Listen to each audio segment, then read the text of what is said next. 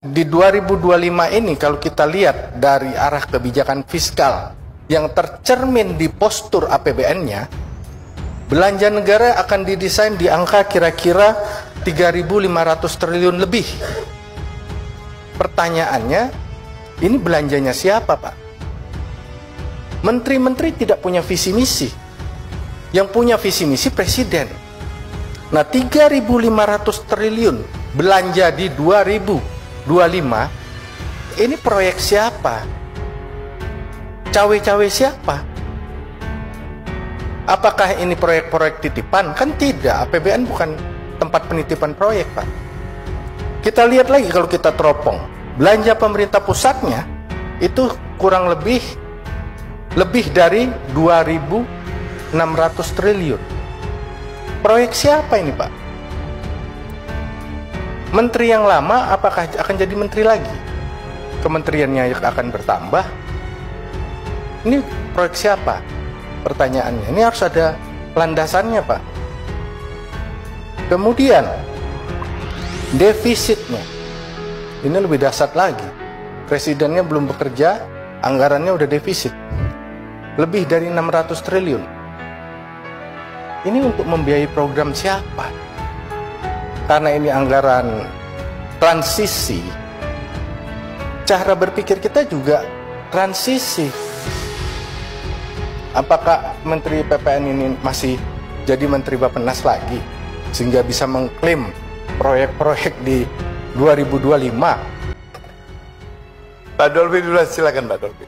Terima kasih Ketua. Yang terhormat Ketua Pimpinan, Bapak Ibu anggota Banggar, yang terhormat yang mewakili pemerintah, Ibu Menteri Keuangan, Menteri PPN, Bappenas, Pak Gubernur Bank Indonesia, beserta jajaran. Sebagaimana disampaikan oleh pemerintah di dalam nota, dengan sadar dan sesadar-sadarnya bahwa APBN 2025 adalah APBN transisi. Tadi sudah dibacakan oleh Pak Menteri Bappenas, landasan hukum penyusunan APBN 2025. Sayangnya tadi agak kelupaan ujung dari penjelasannya yang penting, bahwa RKP 2025 itu diberi keleluasaan kepada pemerintah yang akan datang untuk menyempurnakannya sesuai dengan visi misi dari presiden terpilih. Sebagaimana disebutkan di dalam Undang-Undang Keuangan Negara Pasal 3, APBN itu harus dikelola secara tertib, taat pada peraturan perundang-undangan dan seterusnya. Saya mau menyoroti taat pada peraturan perundang-undangan. Di dalam Undang-Undang Keuangan Negara disebutkan APBN berpedoman pada RKP. Di Undang-Undang Sistem Perencanaan Pembangunan Nasional disebutkan RKP landasannya RPJMN.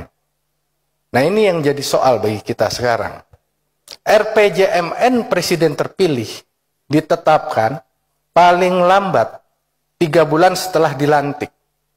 Jadi baru ada nanti RPJMN itu paling lambat Januari 2025. Saya ingin tayangan saya tolong ditampilkan sekretariat. Jadi di dalam APBN transisi ini, kita harus lihat komitmen yang menyusun APBN ini sekarang. Apakah memberikan ruang fiskal yang cukup apa tidak kepada pemerintahan yang akan datang.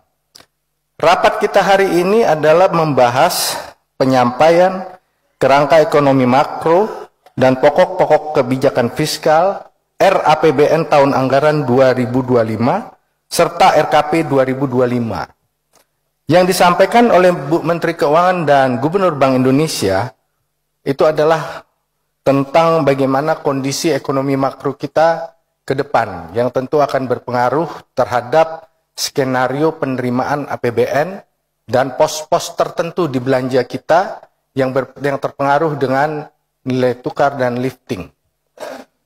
Nah, kalau kita lihat dari kebijakan fiskalnya yang tadi disampaikan oleh Bu Menteri, ada 3 area: akselerasi pertumbuhan ekonomi, penguatan well-being, konvergensi antara pusat dan daerah. Ini coba bisa ke bawahnya. Ya. Jadi di 2025 ini kalau kita lihat dari arah kebijakan fiskal yang tercermin di postur APBN-nya, belanja negara akan didesain di angka kira-kira 3.500 triliun lebih. Pertanyaannya, ini belanjanya siapa, Pak? Menteri-menteri tidak punya visi misi. Yang punya visi misi Presiden. Nah, 3.500 triliun belanja di 2025, ini proyek siapa? Cawe-cawe siapa? Apakah ini proyek-proyek titipan? Kan tidak, APBN bukan tempat penitipan proyek, Pak. Kita lihat lagi kalau kita teropong. Belanja pemerintah pusatnya itu kurang lebih dari 2.600 triliun. Proyek siapa ini, Pak? Menteri yang lama apakah akan jadi menteri lagi? Kementeriannya akan bertambah? Ini proyek siapa? Pertanyaannya. Ini harus ada landasannya, Pak. Kemudian, defisitnya. Ini lebih dahsyat lagi. Presidennya belum bekerja, anggarannya udah defisit. Lebih dari 600 triliun. Ini untuk membiayai program siapa? Nah, inilah karena ini anggaran transisi, cara berpikir kita juga transisi. Apakah Menteri PPN ini masih jadi Menteri Bappenas lagi? Sehingga bisa mengklaim proyek-proyek di 2025. Saya baca ini, di halaman 24 punya Bapak, 8 prioritas nasional. Ini siapa yang tentukan? 2025, 8 prioritas nasional. Nah, oleh karena itu, nanti di panja-panja, ini harus jelas, Pak, Bu Menteri.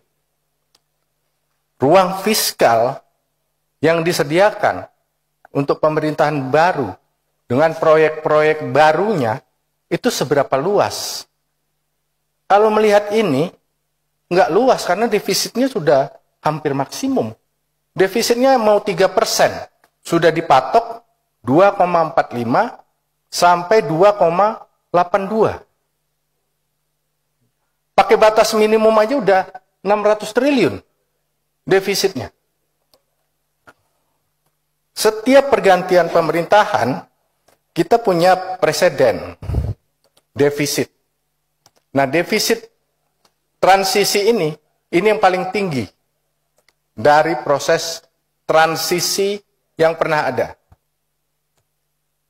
Jadi seharusnya lebih rendah defisitnya. Itu aja sebagai gambaran agar nanti di panja-panja bisa fokus pada ruang fiskal yang lebih besar. Terima kasih pimpinan.